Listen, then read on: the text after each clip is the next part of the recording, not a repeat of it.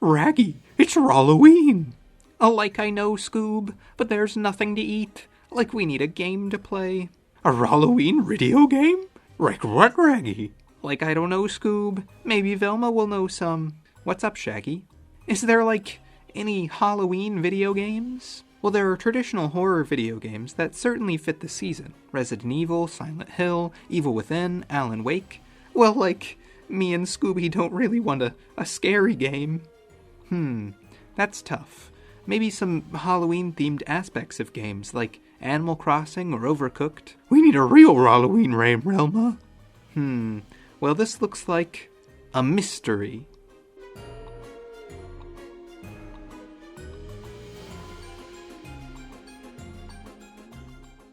And I'm here to solve this mystery once and for all. There really isn't very many video games that I would truly call Halloween video games. Beyond the joke scenario with Scooby and Shaggy not wanting something scary, a lot of horror games truly don't scratch the Halloween itch for me. They often adapt more military and police stylings so that they can be shooter games, and this really just doesn't scream October or Halloween to me. So I decided to turn my attention to one of my favorite series, and one of the most Halloween-esque things for me, Scooby-Doo. I looked over the Scooby-Doo tie-in games, and honestly maybe I'll do a ranking of all of them someday, but for the spooky season, we're going to be looking at a game that really captures the nostalgic Halloween experience for me, with charming graphics, fun mechanics, and a true Halloween aesthetic. Scooby-Doo Classic Creep Capers.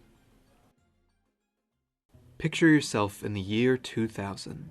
You work at Terraglyph Interactive Studios. For the last 6 years, you and your coworkers have wanted to make fun and sometimes educational video games for kids, developing games on perhaps the peak of game consoles, the N64 and PlayStation, and occasionally PC and Mac. Creating games in one of perhaps the most interesting, largely forgotten genres of point and click, focusing on collecting items and dodging falling or moving items. With moderate success, your studio would soon get the opportunity to do tie-in games for Looney Tunes with Tiny Toon Adventures, Buster and the Beanstalk in 1998. From here, this seemed to be a way to keep the studio afloat, creating another Tiny Toon game, and, in October of 2000, creating an original point-and-click Scooby-Doo game in Scooby-Doo Showdown in Ghost Town, and a Disney Adventure Center point-and-click 102 Dalmatian game. Good heavens! We've got some hungry puppies here. But this year you would also get your opportunity to do one of your most ambitious games yet, another Scooby-Doo tie-in from THQ. But this time, not a point-and-click, but a 3D, locked perspective puzzle game. It would feature 3 levels based on existing episodes of Scooby-Doo Where Are You, and one original story level that would tie them all together. Unfortunately for you, this would be one of your last games your studio would ever make, as in 2001, due to financial troubles, you would shut down. But not without a couple more Scooby-Doo games, and a Blue's Clues game, but Classic Creep Capers would be the only game that you ever did that wasn't a point-and-click game, which makes it a true standout and an oddity among the time capsule of your studio and the period in gaming. So let's talk about the story of this spooky Halloween adventure. Well, as I mentioned, it follows the plot of 3 Scooby-Doo episodes and then ties them together with an original mystery. Episode 1. Our first level and first episode is What a Night for a Night, which is fitting as it was the very first episode of Scooby ever. It loosely follows the plot of the original episode as Shaggy and Scooby, we play as Shaggy, find a car crash on the road and go and meet the rest of the gang. At this car crash, you pick up your first items, including a clue for the mystery and a clue that ties into the other story with a reference to R. Necros. You find an invoice that leads you to a museum where this level will take place. You find out from the museum curator, Mr. Wickles, that the museum has been under the prey of the Black Knight. We then, break into the museum to investigate. Once inside, as we start to look for clues, Velma gets kidnapped by the Black Knight, and we have to go find her as we search through the wings of the museum for our lost friend and clues and secrets. We track down Velma in the dinosaur wing, and once freed, we continue to look for clues and items to help Fred make a trap. After collecting all the items we need, and a couple of close calls with the knight and the museum security guard, we bring it all back to the gang. And while Shaggy and Scooby haven't really figured anything out with the clues, the gang puts it all together and makes a trap for the Black Knight, and Shaggy and Scooby are bait. They get chased by the Black Knight through the dinosaur wing back to the Egyptian wing, where the trap is set, scaring the Black Knight, dropping a sandbag on his head, and finding out that the Black Knight is really Mr. Wickles, which makes sense as he's the only person we've actually talked to in the entire level, so who else would it be? We get chased by the security guard, but he's not really like an established character you talk to much. Mr. Wickles has been scaring people off as the Black Knight so he could replace all the paintings with fakes and sell them, which we find out may be under the orders of a mysterious invoice from our Necros, where we see Necros have a plan for the gang. Episode 2. Our next episode is That Snow Ghost, which is episode 17 of season 1 of the original show. It follows the gang as they go to a resort for some reason, where it's been terrorized by a snow ghost, and the owner of the resort, Fu Chen Li, has disappeared. The gang investigates, and this story is honestly a lot more bare bones compared to the first level, or at least a bit more mechanics than story focused. Scooby and Shaggy walk around the resort, getting chased by the snow ghost as the gang waits for you to find stuff. But in the library, they find Mr. Leech, a worker at the resort, talking on the radio about evil plans with someone. Scooby and Shaggy then get chased away and pick up more clues, and go around the resort, and eventually, in a cave, find Fu Chen Li, who's been hiding out in a temple since the attacks. And you find out that the snow ghost has been taking artifacts from around the resort from the temple. Once you collect all the items, the gang makes a trap plan that I'm sure isn't like absurdly hard to execute or anything. The heck was that? That's wild. That's wild. Dang it. Oh yeah, that was so much better. No, no, no, no, no, no, no. Let's go. Oh my gosh, that was crazy. You trap the ghost, which I'm pretty sure they only call that just for the joke in the title because that's clearly a Yeti, and they find out that it's Mr. Greenway, the caretaker you first meet in the opening. He had hired Mr. Leech, had been working together to try and steal stuff from Fu Chen Li's ancient temple. They had also been hired, as we heard on the radio, by the mysterious R. Necros, who now plans to send the kids on a crazy vacation. Episode 3. Our next and final classic story is A Tiki Scare is No Fair, which is episode 6 of the first season. This, as following the trend of the last episode, is even less elaborated on story-wise, but they were saving their budget and time for their original story, so I can kind of excuse it. The story follows the gang as they go to Hawaii for a vacation and meet Mr. Sims. Immediately after, Shaggy and Scooby get chased by a witch doctor. They then meet up with the gang where Daphne has disappeared. For most of the rest of the level, we just focus on solving puzzles and collecting items. We solve a puzzle and find Daphne in a volcano base inside of a statue. We then immediately make a plan to capture the witch doctor. You trap him and find out it's Mr. Sims, who is stealing pearls and used the witch doctor to scare people away. And he was, of course, hired for this by our Necros. Episode 4. We finally have our original story, tying this all together with the case of the classic creeps. In this last one, the gang starts by specifically looking for information on the infamous Mr. Necros, but one by one, while all of them are doing separate activities, they all get kidnapped by the Ghoul King. And we, as Scooby and Shaggy, wake up deep in a prison fortress, Dark Souls style. Luckily they didn't, tie us up or lock the door to the dungeon we're in, or anything. We snake through a maze of passages while looking for the gang, past all manners of traps and spooky creatures such as zombies and rats. We eventually find a mysterious torture chamber, but no luck. Finally, we continue to the main room with stained glass spiders and creepy statues. Down the many doors, we can find Evil Dead quality scares and weird opulent fish puzzles. Outside, we can find spooky crypts crawling with spiders and zombies are walking free. Through a back passage in a room, we can find tons of graves and get chased by the Ghoul King, where we at last find the first member of the gang and free Daphne. Outside in a creepy shack, we can find Fred locked in a coffin. In the massive palace, we continue finding creepy creatures that are beyond anything we've seen so far. Up a giant tower, we find Velma as we collect more substantial evidence tying the previous crimes to Necros. Now that Shaggy has single-handedly saved every member of the gang and broke through the front gate of the castle, creating a path to the mystery machine, he wants to go home. But the gang doesn't want to leave yet. They want to catch our Necros. So we finish up collecting our trap items and clues, more so than any other level, through this Halloween web, and Shaggy and Scooby bait the Ghoul King all the way to the torture chamber, where the gang slowly tortures the information out of the Ghoul King to give up Necros under Scooby's evil command. Oh wait, no, that would mean Scooby actually does something in this game. No, we lead them to the torture chamber, and the gang captures the Ghoul King, which we demask, and is Rex Necros, an international criminal mastermind whom we had just torn down his criminal empire. The gang then drives off in the mystery machine, and Scooby and Shaggy are ready for a snack. The end.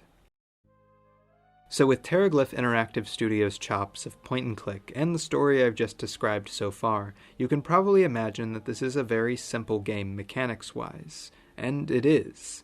Now, not that I would ever support pirating games, but if you ran into a situation where you're playing an N64 game with a mouse and keyboard somehow, you may end up being a little worried since the N64 controller is rather dynamic and unique, making the keyboard kind of an awkward way to play games designed for it more than pretty much any other Nintendo console.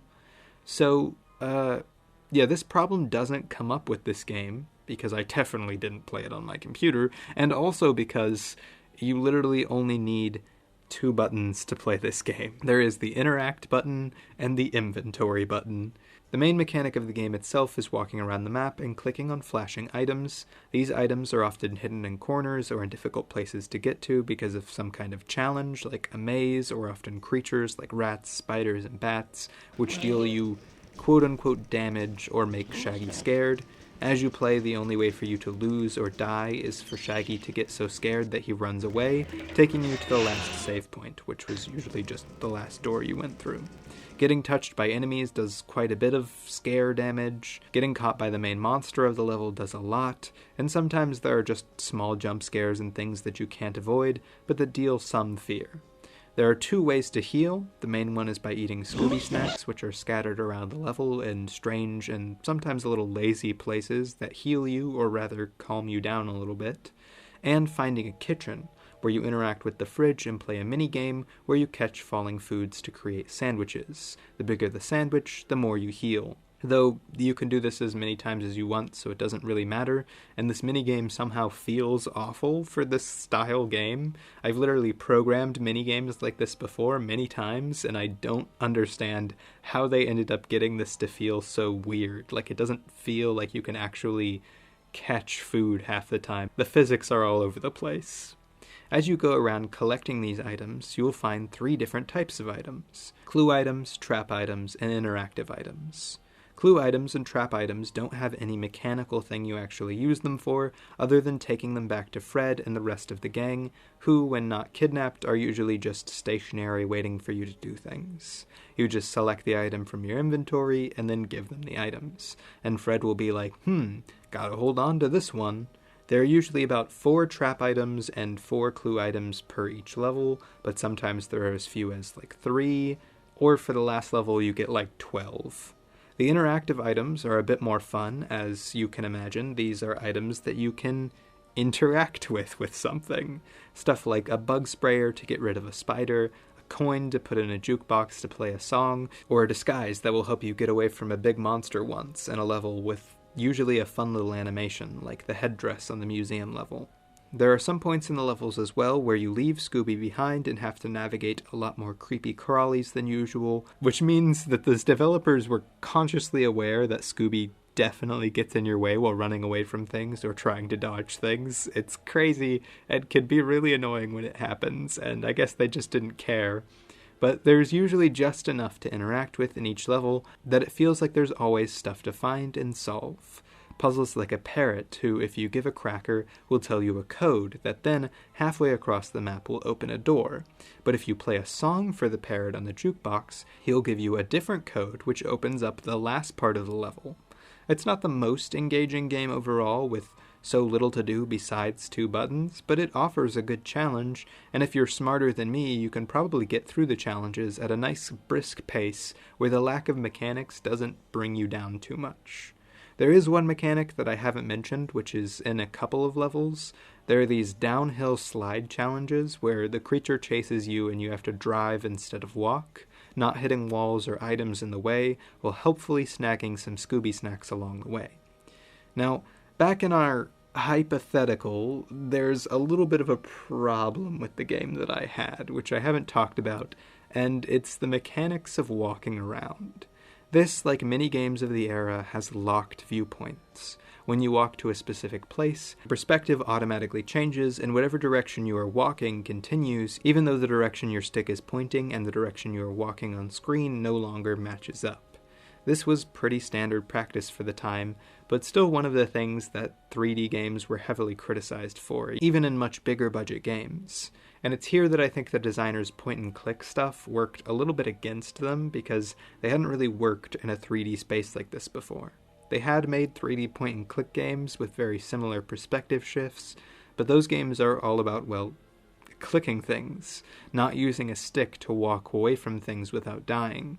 This makes some moments incredibly hard to wrap my mind around when walking, especially if you're hypothetically using arrow keys instead of a joystick, which I feel would be a lot more natural. This mechanically is the worst part of the game, and I think this was a combination of too many camera perspectives that change every couple of steps, and the hypothetical key situation, which is why it doesn't feel too right to criticize the difficulty of some of these things too much, because I imagine a lot of the game, like the downhill slopes, would be a lot easier with a joystick, where the constant movement flow as perspective changes would feel a lot more natural. Oh, and if you've spent this time wondering what Scooby does mechanically, as I joked about earlier, he does nothing, besides get in the way. But each level is a series of challenges and puzzles and mazes of varying sizes, and you solve them to collect the items you need. Then, once you have all of them, you have a final chase from the monster where you lead them to a trap and win the level. So let's break this down level by level. Museum. Alright, so it was a pretty good idea to open with the museum level, because from the moment we start out on the street, we get a good sense of both the size and aesthetic of this level. It really captures my interest from the moment I first opened up this game, deciding if it was something I even wanted to talk about for this video. The level itself has the outside street that's technically not connected, the outside of the museum where you first break in, and then 2 floors in the museum itself. In the first story, we get 3 rooms and an elevator with the security guard patrolling around. We get the Hall of Fine Arts, the cafeteria, and the Hall of Presidents. And I will say, out of all the levels in the game, this one actually has like signs and a pretty small walking scale, which makes it one of the best feeling ones to actually play and navigate around. The Hall of Fine Arts is a cool looking break from the aesthetic of the other rooms, with a secret passage in the back and a trap you can use on the security guard. The cafeteria, on the other hand, is just where you get the eating minigame, and the Hall of Presidents has a wide array of displays, which have some clues and a chase with the Black Knight. Up the elevator we have the second story, which has the prehistoric wing and the Egyptian wing. The prehistoric wing, or dinosaur wing, is the hardest part of the level because the entire, very long room is dodging various dinosaurs swinging out their heads and tails, and it's pretty darn difficult. You also may have to do this an absurd number of times, because this wing is where you find Velma after she gets kidnapped, and where you find the Black Knight at the end of the game for the trap. But the first time you find Velma, you may not have found her glasses item yet, so that means you have to cross in and out of this room at least 3 times, one of those being chased by the Black Knight, and that's if you don't die any of these times, which definitely wasn't the case for me. All in all, this is my least favorite part of the level, but still, its theme is very charming, and there's definitely stuff to do. The Egyptian wing is probably my favorite room in the level. It's got really fun theming first off, but it also just has like a lot to do. There's stuff to interact with, clues to find, a door that if you have the key leads to a storage room that just makes the place feel pretty expansive, and it's one of the first places you'll run into the Black Knight and get to do that really charming hiding cutscene if you have the headdress. This is also where you actually trap the Black Knight. I think the team did a great job with this level. It's engaging, fun, and easy to navigate for the most part, and it, while being one of the smaller in overall scale, feels like one of the biggest, as it's got a lot of extra things to do that are behind puzzles and locked doors, in a way that feels like the place is full of secrets, which is a fun feel for a game to have. The Snow Resort. This level is immediately a little less appealing to me on its design. It's very spread out, and the Snow Resort setting, while fitting for the episode it's based on, doesn't really give me the most Halloween vibes, which again is kind of what we're on the hunt for. The level itself gives us a big expanse outside with not much going on but these 2D snowmen and a chase from the snow ghost. The main lodge has a big open room that's got some nice theming but not much to do. Down the hall we are offered a stunning 5 doors to go through, each with about one activity in them. The first room on the left is this massive space, but you can pick up like a corset and a piece of coal, and that's about it.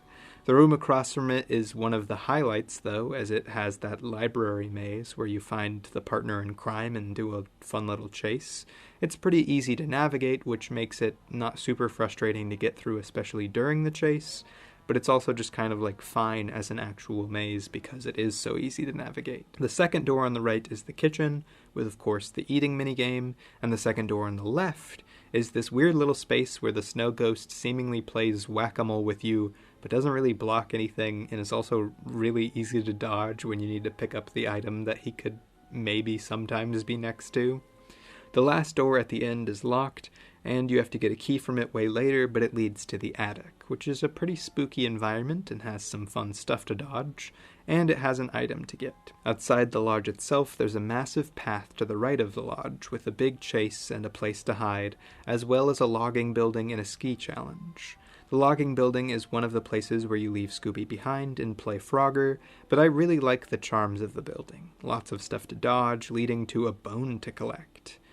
The last location this map has to offer is the cave where you can find Fu Chen Li, which can be found off the path before the logging building, and you need the bone to get past an evil-looking wolf, which is way scarier than, like, anything else in the game.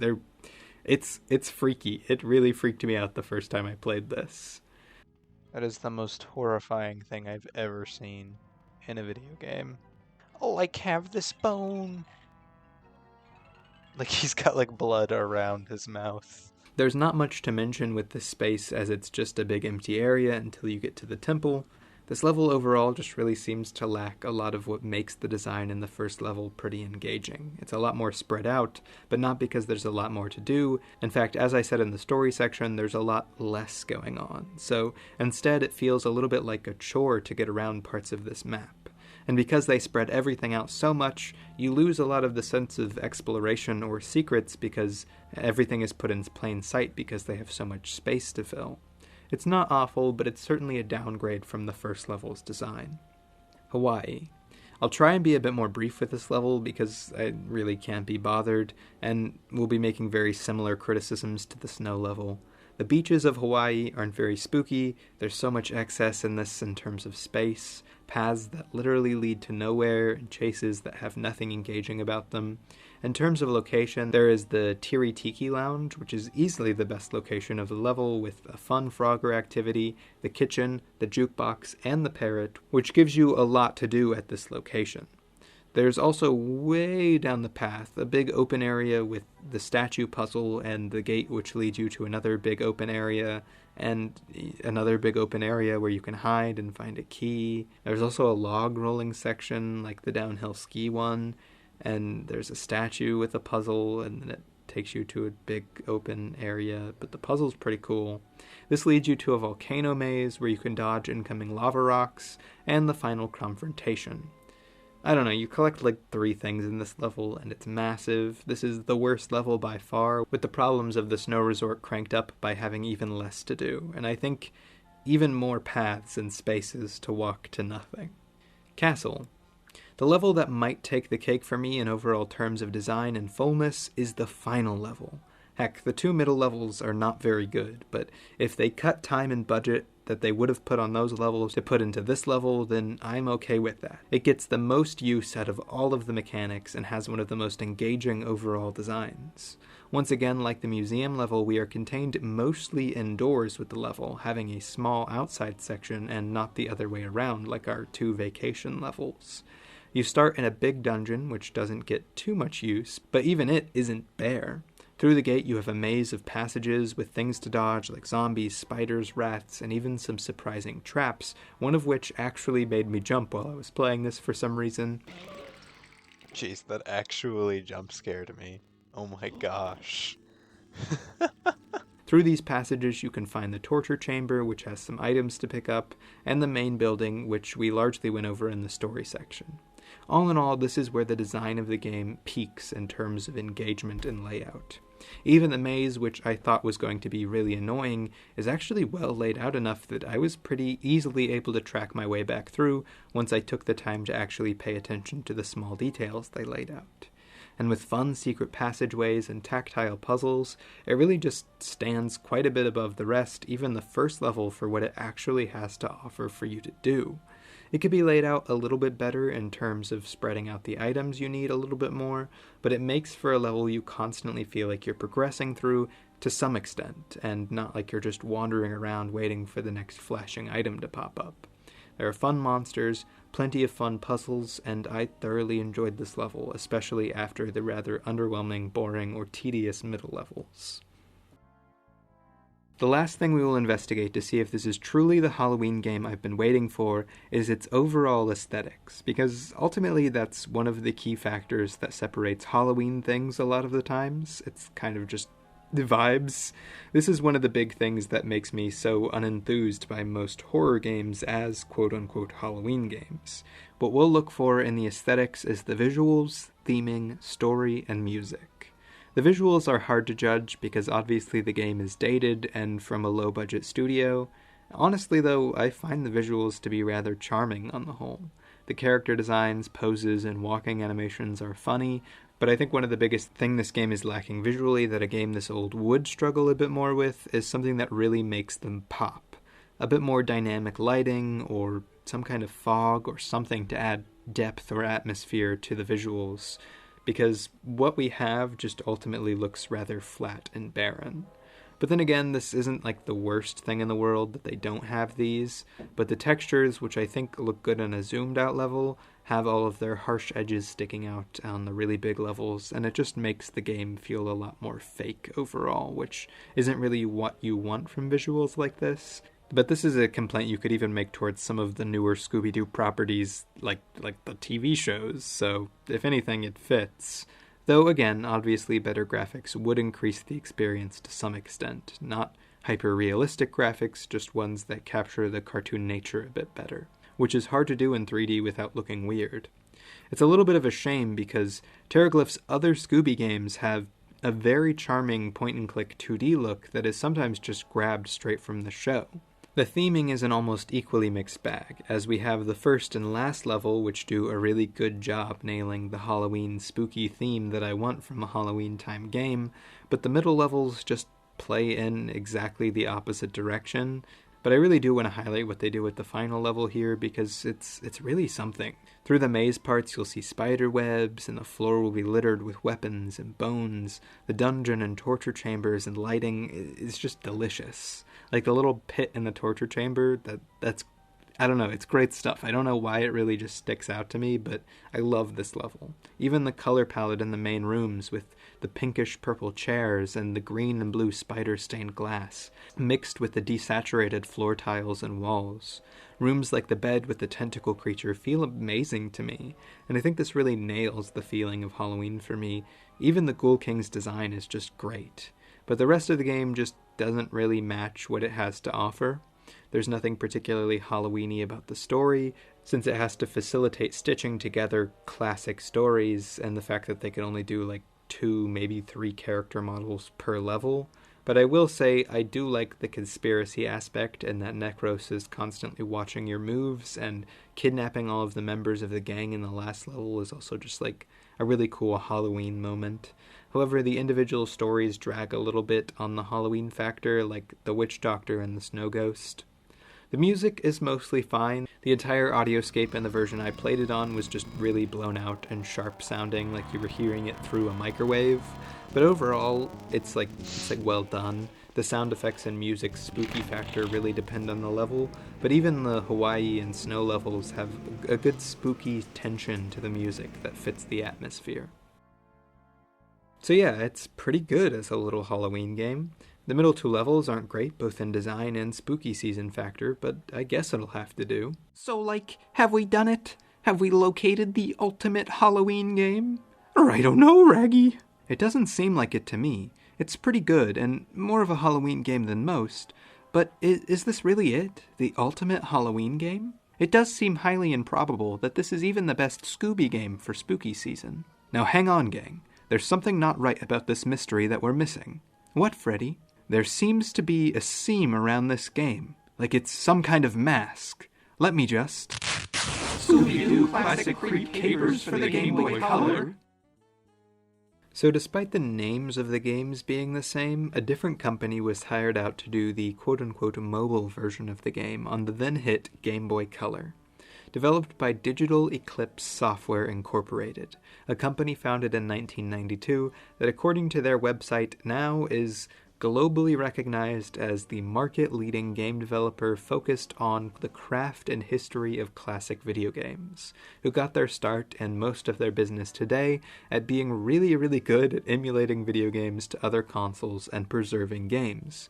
Stuff like Worms Armageddon, a personal favorite of mine since I grew up playing it, Disney Classic game collections, and even the Street Fighter 30th Anniversary collection. Their Moby Games page credits them on 130 games, mostly for Atari, but I couldn't find too much on their production with this game itself. What is interesting, though, is although it was a company known for cross-platform emulation, the 2 classic Creep Caper games would not resemble each other in almost any way. This was a common practice for video game releases at the time, and this kind of expectation would only change in recent years as handheld game consoles would be able to handle processing even close to what consoles were being able to do. Much to my disappointment at times buying games for the Nintendo DS that, in fact, were not anything like the game that I saw advertised. In fact, in a weird coincidence, Digital Eclipse had also been hired to do a Game Boy Color port of Disney's 102 Dalmatians Puppies to the Rescue,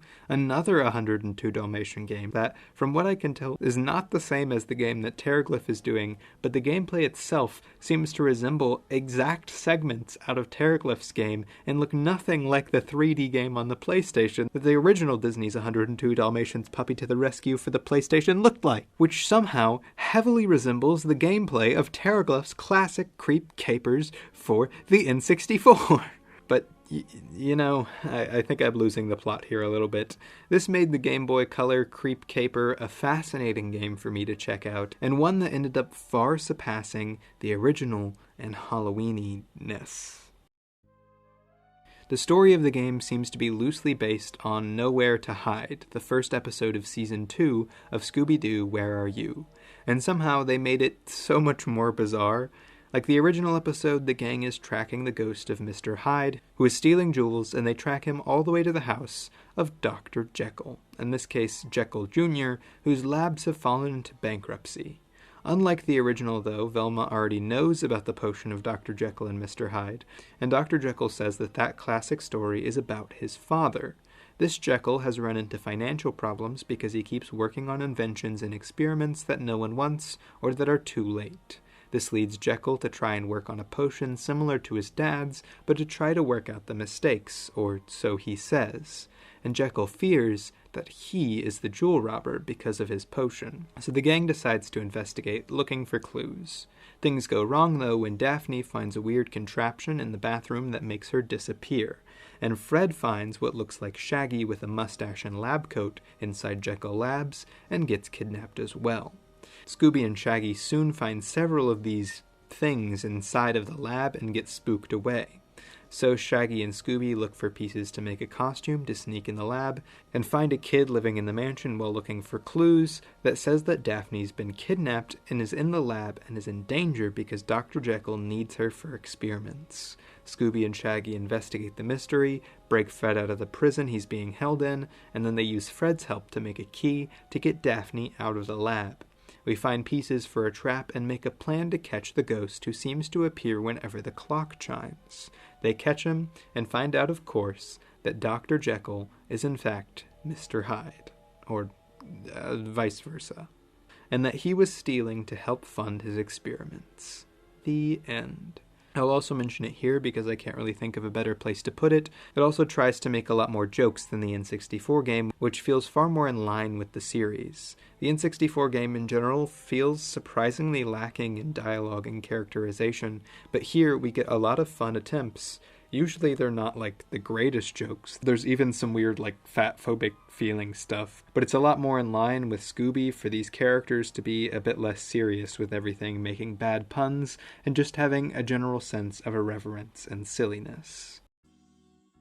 So a nice one-story mystery of course means that this is a shorter game than the other, but not really by much, as they really gave the mechanics more time to shine within this strange and silly adaptation. On a mechanics level, this game is actually very similar to our N64 counterpart, but honestly in a way that feels a lot more well realized. The main gameplay is still walking around and interacting with the environment and collecting things that you need to interact with other things, but unlike the N64 version, there really isn't anything else the game has. It doesn't really have the capability or size to do the chase or other minigames, so to make up for that they had to actually make actual puzzles and exploration really fun and engaging. When you walk up to any object, you can select see, speak, touch, or item. Instead of things flashing at you on the map, the bottom bar will pop up with what the item is and what options you can use on it. And this simple engagement the game flourishes with by making far more things you can interact with, and far more puzzles on what will interact with what. Like you can find a hot dog and then freeze the hot dog in the machine that you find in our lab to repair a stool that you find in the mansion, which then can get you up to take out a light that will end up being a key part of the mystery at multiple points. And honestly, almost every item feels like it has this level of engagement and fun steps that you can do with, and you're always combining random things that wouldn't seem like they'd go together, making it really fun to find out what does. Like to get into the cleaning lady's room to see a letter she has, you have to find this secret passageway through the kids' room to the basement with a robot and cheese blocking your way. Then you have to break the robot and use the shards to open up the wrappers on the cheese and eat your way through it to get to the rest of the room, then find washers and dryers, then put too much detergent in so it overflows, then go up to tell her there's been a mess, getting her to leave her room. It may seem like menial tasks, but in the way the game presents it and how snappy the pacing is, it never feels like you're just doing a laundry list of things to get from point A to point B. And there isn't an item or a challenge that doesn't have this level of layers to get to the solution, all with small victories and mysteries to find along the way. It just feels great to explore. The other thing that helps diversify the simple gameplay is the fact that in this game you have character selection. You're not just locked down to Scooby and Shaggy, though you can get locked down to them by everyone else either being kidnapped or the fact that you steal Velma's glasses halfway through the game. Now, there isn't that much special that each other character brings in mechanically, but if you're playing as different characters, they may know different things than the others. There's a puzzle that you have to decode by finding symbols all over the mansion, and no one knows how except Velma. To make a key, you need Fred, and so on. This gives the game a much greater sense of life, as the characters don't just sit there and wait for you to bring them everything and solve everything for you. This also has the added bonus, since it's all one big level, though it's broken into different chapters, that your inventory is shared between the gang. This is a bit like immersion breaking, but I think that's kind of dumb. I think this was a really smart decision because it eliminates a bunch of unnecessary walking, which is definitely something the other game could have used. and it makes for really satisfyingly paced sequences where you can have different gang members do different things all back to back, leading to a result, like when you get Fred to forge the key, but then can have Shaggy waiting right next to Daphne, so then all you have to do is switch to Shaggy, and bam, one of the biggest objectives is achieved in a really satisfying way that didn't have you have to just take Fred, walk up, walk through all the doors of the mansion, walk down the path, walk down the other path, walk into the lab, walk down the hallway, enter in the door, and then use the key. It just eliminates a lot of unnecessary nuisances in the game. Though not all the mysteries and items are easy to understand to a level that doesn't really feel like an intentional choice, and you can spend a lot of your time walking around trying to figure out what to do, which you don't run into as much in the N64's more diversified and simple gameplay. All in all, for the game's more simplistic mechanics, it makes much greater use of them, where almost every item feels important, the dynamics of the different gang members feels important, and it feels like there are things you actually, as a player, have to solve. But Scooby still doesn't actually do anything. I don't know why these games couldn't think of anything mechanical-wise for Scooby, but hey, in this one at least he doesn't get in the way. The level design still isn't the greatest, and this is one of the aspects that's about equal with the N64 version, as it's mostly doing the same things. Here you don't get the diversification of locations, as the only new setting you get is Jekyll Labs, but you unlock this very early on in the playthrough, and unlike the mansion, which has multiple stories and paths, it's just a big hallway with a lot of doors. Also, because of the nature of the perspective of this game, while switching between members can help, the slow speed of walking is really felt when everything is laid out either left or right, far more so than it is up or down.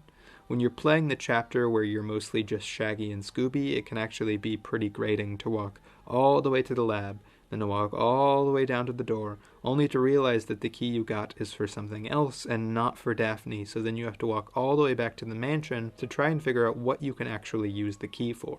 In general, the level design can feel a bit nonsensical, and there is the occasional room that feels pretty empty and underutilized, like only having one item in it or only one thing you'll ever interact with. However, it does also not have this problem nearly as much as the N64 game, nor does it really have any of the chases or anything where the movement of the design has to be taken into account, and for the actual geometry and floor plan of the mansion, it really is satisfying to go around and find secrets, so it ends up just kind of being a mixed bag. This is what I called the real top item of what we're looking for in terms of a Halloween game.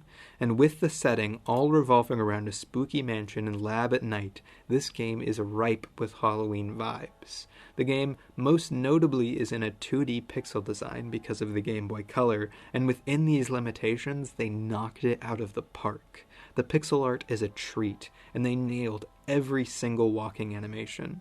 For example, look at the way Shaggy and Scooby walk. It's just great. It looks practically straight out of the cartoon. It also allows the lighting to be a lot more high contrast and dark than a 3D game allows, making the whole setting feel more nighttime-ish and spooky.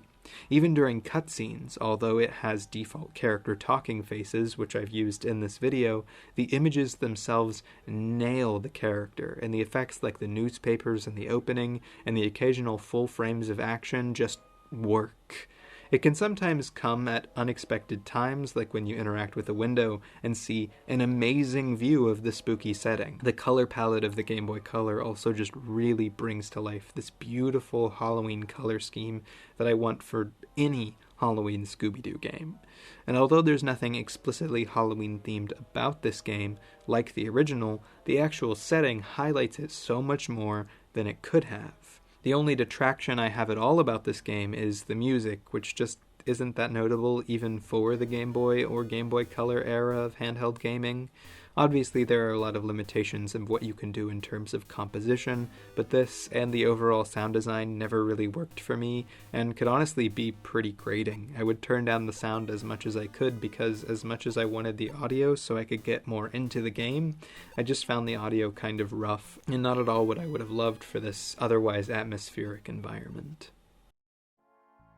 So yeah, this game was a real treat to play. It kind of surprised me, and especially being that I didn't originally plan to make the video about this game, playing it just as a supplement to the original game I was going to talk about, I found myself getting way more lost and actually ending up beating this game before I ever finished beating and recording the footage of the first game I was originally meaning to talk about. I mean, I'm a big sucker for Scooby, as you know if you've kept up with this channel, but I really love what this game has to offer in terms of capturing the vibe of Scooby-Doo, which is my favorite Halloween thing. I love Scooby-Doo, and I love video games, and I love being able to talk about video games on here. And if you're looking for a classic feeling game that really captures a spooky environment, I cannot recommend enough the Game Boy Color version of Scooby-Doo Classic Creepy Caper. Or is it Classic Creep Caper? I always get that mixed up. You know what I'm talking about. Where'd we woo it, Raggy? Like, I hope so. This video is already way too long. I think we've done it, gang. I think we found a true Halloween game. It may not be a Halloween story, but it captures the real feel of, well, us. And really, is there anything more Halloween season than us? Scooby-Dooby-Doo! Wait, Uncle Scooby, why wasn't I invited to this video? Get back here! Dun dun dun dun! Puppy power! Thank you guys for watching. Happy Halloween. Hopefully I'll be able to actually get this out on Halloween. Work has been crazy busy as usual, and I just really wanted to talk about a video game, so I wanted to do something fun and special. Thank you guys all so much for the support I got on my David Cronenberg video. Please go check that out. That also kind of fits the season. You guys are amazing. I love you so much. Please like and subscribe and comment your favorite Halloween video game, and I mean that for real, because I really need more Halloween video games. That's what started this whole thing. So if you think there's a video game out there that really feels like a Halloween, like a true Halloween video game, please comment. I would love to hear about it. Also consider joining the channel membership for early access to videos and exclusive videos and lots of other more cool features, all for as low as $1 to $2 a month. It could be worth it, maybe. I don't know. But it would mean a lot, and it would allow me to put these videos out more regularly and be able to invest more time and money into them. Thank you guys so much. I love you all. Happy Halloween. Eat some freaking candy. Watch some spooky movies. And enjoy your life. Goodbye.